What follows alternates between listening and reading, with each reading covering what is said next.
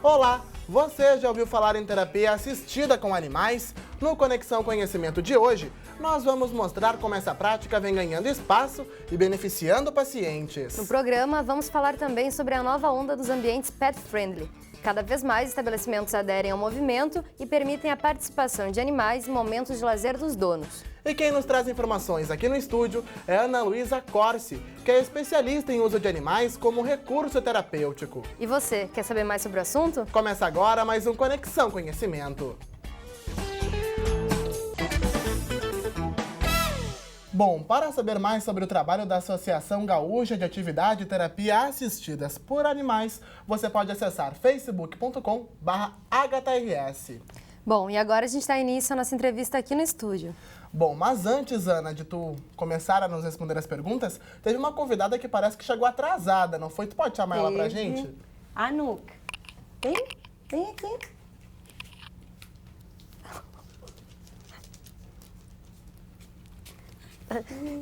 Isso. Ana, apresenta ela pra gente, Ana. Essa é a Anuk. A Anuk é uma labradora de 6 anos e ela é uma cão-terapeuta.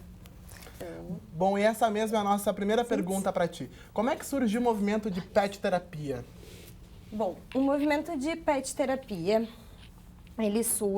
a pet terapia em si surge em 1960 com Boris Levinson, que foi um psiquiatra nos Estados Unidos, que ele descobriu, né, através, assim, por acaso praticamente, né, que os cachorros poderiam interagir muito bem com as crianças, né? Então ele estava num tratamento com uma criança autista já há algum tempo e ele não tinha nenhum tipo de resultado ou evolução.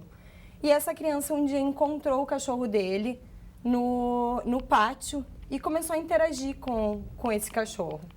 E ele entendeu que ele poderia usar, né, o cachorro como uma ponte para poder chegar até essa criança e começar um tratamento, né, que pudesse ter uma evolução. E assim foi, né, ele desenvolveu então uma teoria baseada nessa interação com esse animal e a partir disso a gente começou a ter relatos, né, sobre a terapia assistida por animais.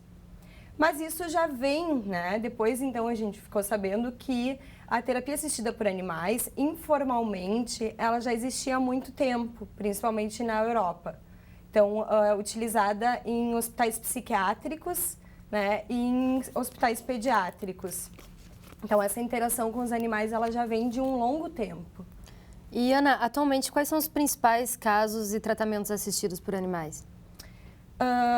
Com as crianças autistas, a gente tem uma melhora bastante grande, assim. A evolução da terapia é muito maior do que sem a interação com os animais. Para pessoas fragilizadas psicologicamente, com idosos em instituições, para adultos também, né? Mas a gente vê uma abertura maior para crianças e idosos, né? Ou pessoas fragilizadas emocionalmente. Quais são as contribuições que os animais causam nesses pacientes? O que a gente vê, né? Existem várias pesquisas, né, que já comprovam os benefícios reais, né, da interação do homem com o animal. Então, esses benefícios seriam, né, uma baixa na pressão sanguínea, né, então, assim, uma redução da ansiedade, do sentimento de isolamento, de solidão. Na clínica, a gente trabalha bastante com as crianças, no sentido de conseguir ver uma projeção, né, de como essa criança interage com o animal e como ela interage com os demais seres, né? Então, assim, o animal acaba sendo um instrumento, né, para nós, de análise muito importante, né? Porque a criança, dentro da clínica, ela poderia interagir com objetos, né? Ao invés disso, ela está interagindo com um outro ser vivo, né? Mas os benefícios, né, que a gente estava comentando, hoje eles estão sendo ainda estudados, né? Mas a gente já vê assim que existem, além dos benefícios psicológicos, também benefícios físicos, né? Que seria isso, a redução da pressão arterial, diminuição do sentimento de isolamento, da depressão, né? Tudo isso. Bom, Ana, e qualquer animal está apto para poder participar desses tratamentos? O animal que ele é selecionado para fazer a terapia, ele tem que passar por uma escola, né, digamos assim, ou pelo menos um adestramento base. Existem características básicas, né, para o animal iniciar essa seleção, que seria a questão de ele ser um animal tranquilo, de ele ser um animal que presta atenção nas pessoas, então que gosta de dar e receber carinho. Depois disso, ele precisa, sim, estudar, digamos, para poder ser um cão-terapeuta, né? Então, ele vai passar por um adestramento, né, base, onde ele vai aprender como se comportar nos locais, né?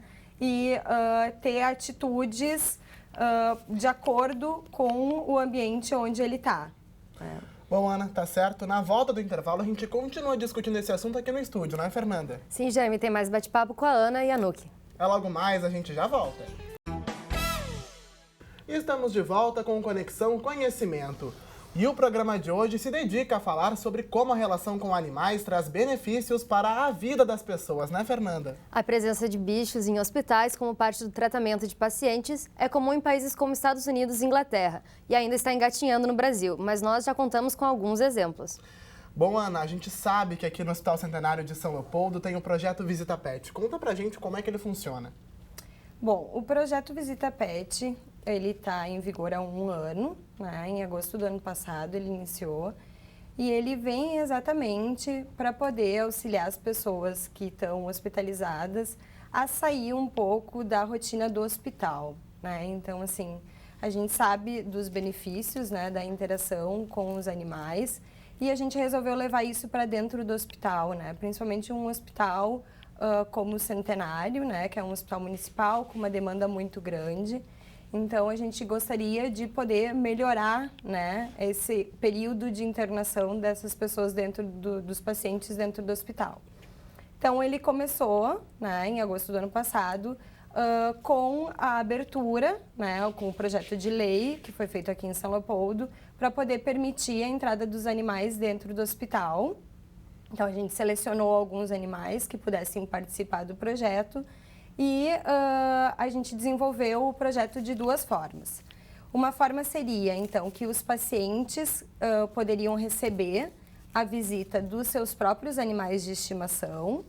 E outra proposta seria a de que semanalmente ou quinzenalmente a gente faria encontros em que animais da ONG Coração Vira-Lata e alguns outros animais adestrados para terapia seriam levados até o hospital para que pudessem interagir com esses pacientes. E é assim que tem sido feito e está sendo uma experiência muito boa. E Ana, de maneira geral, as pessoas elas apresentam alguma resistência ao tratamento com animais? Como que é essa receptividade? Isso, na realidade, era um receio que a gente tinha, né?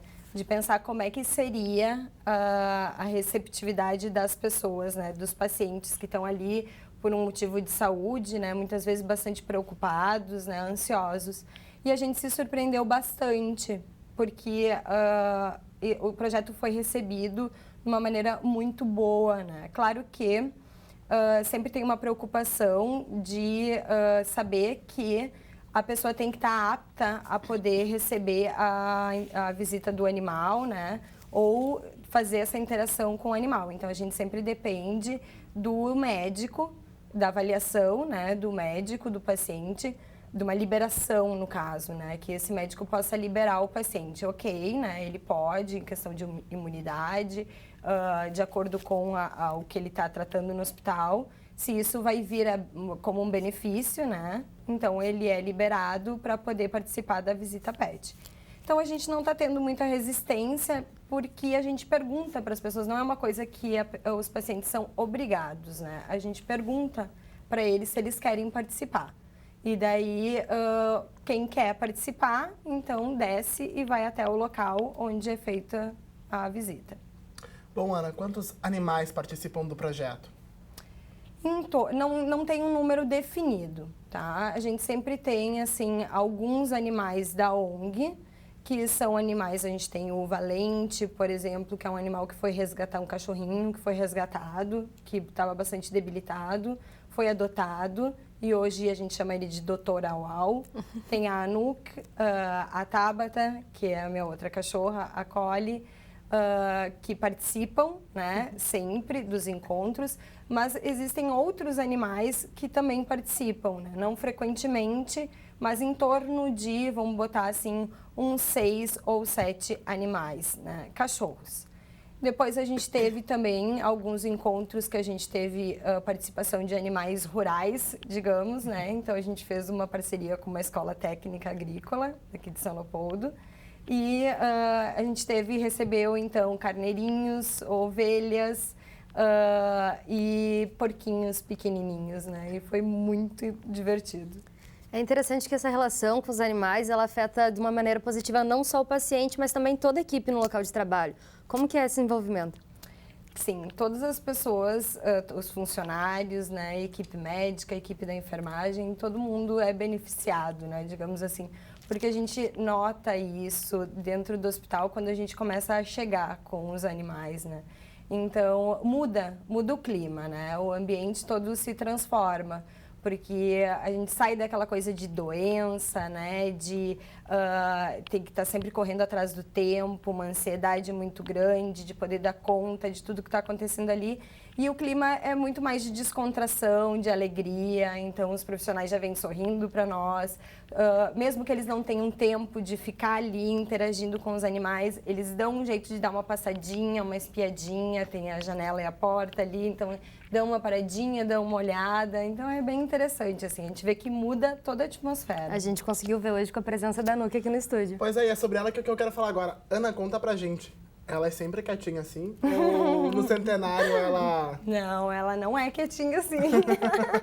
Ela é uma labradora, né? E como toda labradora, ela é muito brincalhona, né? Então, assim, se eu der uma bolinha agora pra ela, ela se transforma, né? Então, ela vai querer brincar o tempo todo. Bom, Ana, conta pra gente como é que é o comportamento dos animais com os pacientes lá dentro. É brincadeira? É silêncio? O que a gente faz dentro do hospital, a gente chama de atividade assistida por animais, tá? Tem uma diferença da terapia assistida por animais. Então, assim, a terapia, ela tem objetivos específicos e atividades específicas. A atividade, ela é mais ampla, ela é como uma recreação, né? Então, assim, a gente tem algumas atividades que a gente faz, por exemplo, o jogo com a bolinha, ou de dar biscoitos para eles, ou de levar a passear com a coleira, né? Mas são atividades, assim, é mais para descontração mesmo, né? Para que as pessoas possam relaxar enquanto elas estão ali. Bom, nesse bloco era isso. E na volta do intervalo nós vamos falar sobre a recente onda do Pet Friendly. É um instante só, a gente já volta. E estamos de volta com o Conexão Conhecimento.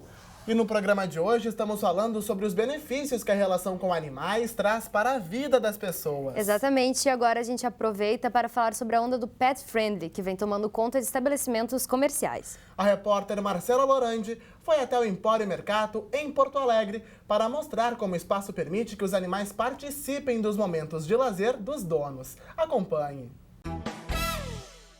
Gisele sempre teve vontade de levar seu cachorro de 3 anos para qualquer tipo de programa. O problema é que os estabelecimentos comerciais costumavam proibir a entrada dos bichos, realidade que vem mudando cada vez mais. Um exemplo é esse espaço em Porto Alegre. Eu sempre venho aqui, almoço, tomo café e eu sempre trago o meu Shar-Pei. Ele é um cachorro tranquilo, de porte médio, ele interage com os outros que estão aqui, comigo também, e é super tranquilo. Ele fica feliz, ele anda pela rua, ele se integra aqui, então é muito bom. Há 3 anos, o local que funciona como um café, um pub e um restaurante passou a apostar no conceito pet friendly. Há uma diferença, né, em ser pet friendly e ser só um pet, né, digamos assim.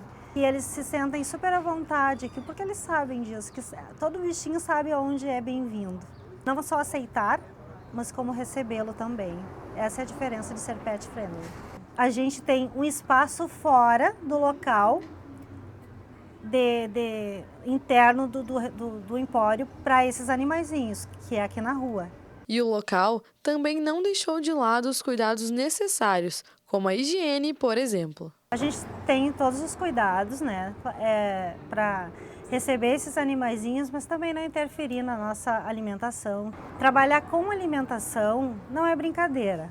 Eu estou trabalhando com algo muito sério e tem que tomar todas as providências possíveis para que tudo corra bem. E receber os animais neste ambiente também rende boas histórias. Chegou um casal com 2 animaizinhos e a outra mesa, a mesa de trás, não tinha trazido o seu cãozinho. A mesa que estava sem o cãozinho acabou que se virando para a mesa que tinha os cãezinhos e formaram uma amizade ali entre eles. Também outra situação, tem 2 amigos que sempre vêm no empório e eles, os cachorros são grandes, são 3 cachorros bem grandes e eles estão tão acostumados de vir aqui que eles sempre chegam primeiro que os donos.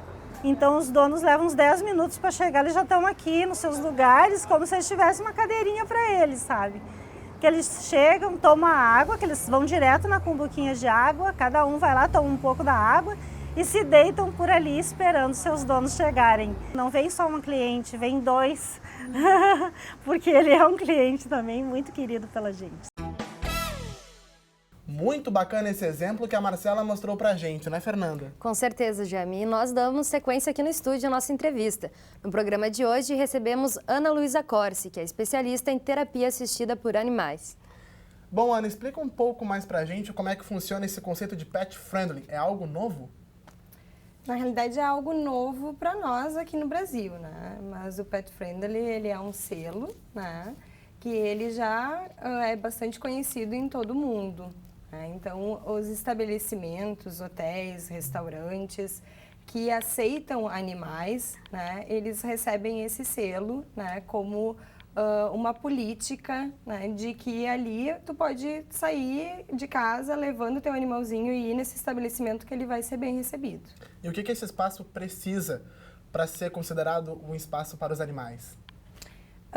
Acho que o mais importante é as pessoas terem a ideia de que receber é muito mais do que aceitar os animais, né? Então, não adianta a gente fazer ter um estabelecimento que a gente diz, ali a gente pode levar os animaizinhos, se eles realmente não estão abertos para receber, no sentido de que às vezes a gente coloca muitas regras, né? Então, tem que ser assim, tem que ser determinado assado. Então, tem que ter regras para poder conviver, porque um espaço que é pet friendly, ele não quer dizer que ele seja só para animais, né? Então, tem pessoas ali também. Então, os animais também têm que se comportar, né? E ter um espaço para eles, né? Mas eles têm que poder interagir com as pessoas, poder ter um espaço em que eles possam ficar à vontade, né? Não, esse espaço é pet friendly, eu vou deixar ele ali na frente só, ele só pode ter aquele espacinho ali, né? Então, tem que receber, né, esses animais. Para ter o selo, então, o animal tem que circular por todos os ambientes. Não necessariamente, né? Às vezes a gente pode criar um ambiente em que os animais possam estar ali, né? Então, se o restaurante tem uma parte interna, uma parte externa, por exemplo, essa varanda pode ser o lugar onde os animais podem ficar. Mas o que eu quero dizer é no sentido de limitar, né, o espaço, assim, né? Então, eles têm que ter um espaço em que eles possam estar interagindo com as pessoas e estarem bem, né? E, Ana, é uma onda crescente a procura por esses espaços. O que tu acredita que explica isso? A gente tem uma crescente no sentido de animais conviverem, né, mais conosco do que antigamente, né? Cada vez mais os animais, eles fazem parte da família, né? Eles têm uma relação muito mais próxima, né, conosco. Então, a gente gosta muito da interação com eles. Então, é muito bom poder sair de casa e passear e poder levar o teu cachorrinho sabendo que se tu precisar ir comprar uma água ou poder te alimentar, tu vai poder ter um espaço para levar o teu cachorro ou o teu animalzinho também. Até para não ter que deixar ele, de repente, no carro esperando ou preso na rua, amarrado em algum lugar, né? Exatamente, exatamente. Bom, e que tipo de locais que tu costuma ir onde tu leva tuas 2 cachorrinhas de acompanhantes? Existem poucos lugares, né, aqui em São Leopoldo, principalmente, né? Isso é uma coisa que eu acho que a gente deveria mudar, né? Mas vamos pensar, né? Mas essa aceitação teria que vir dos proprietários ou da comunidade em si? Acho que da comunidade em si e tem uma questão também da vigilância sanitária, né, local, né? Porque muitas vezes é proibido pela vigilância sanitária que os animais, principalmente em estabelecimentos comerciais, né, de alimentos, né? Então isso não pode, eles não podem entrar, né? É proibida a entrada dos animais nesses locais. Bom, pra quem tem em casa, a Nuke tá quietinha desde o início do jornal porque ela é adestrada. Mas tem muitos cachorrinhos que não são adestrados. Como é que então iria funcionar, né, Fê? Levar um cachorrinho que não é adestrado num estabelecimento comercial? Seria um certo de um problema, né? Sim, essa é a questão, né? Então, a gente tem que mudar toda a nossa cultura em relação a isso, né? Porque a gente tem que acostumar o animalzinho desde pequenininho, né? Que ele vai participar, ele vai estar em lugares públicos em que vão ter outras pessoas e que ele vai ter que estar quietinho, né? Então, assim, ela não é o tempo inteiro assim, mas ela sabe que aqui ela precisa ficar quietinha no lugar dela descansando, né? Então, isso é um comportamento que a gente ensina. Né? A gente não é todo, o animal ele não nasce sabendo isso, né? Mas ele pode ser adestrado para isso, sim. Muito obrigado pela tua presença. Volte sempre aqui ao Conexão. Obrigada. E o Conexão Conhecimento de hoje fica por aqui. Para conferir essa e outras edições, acesse o nosso canal youtube.com/TV Rádio Unicinos. Até o próximo programa. Tchau!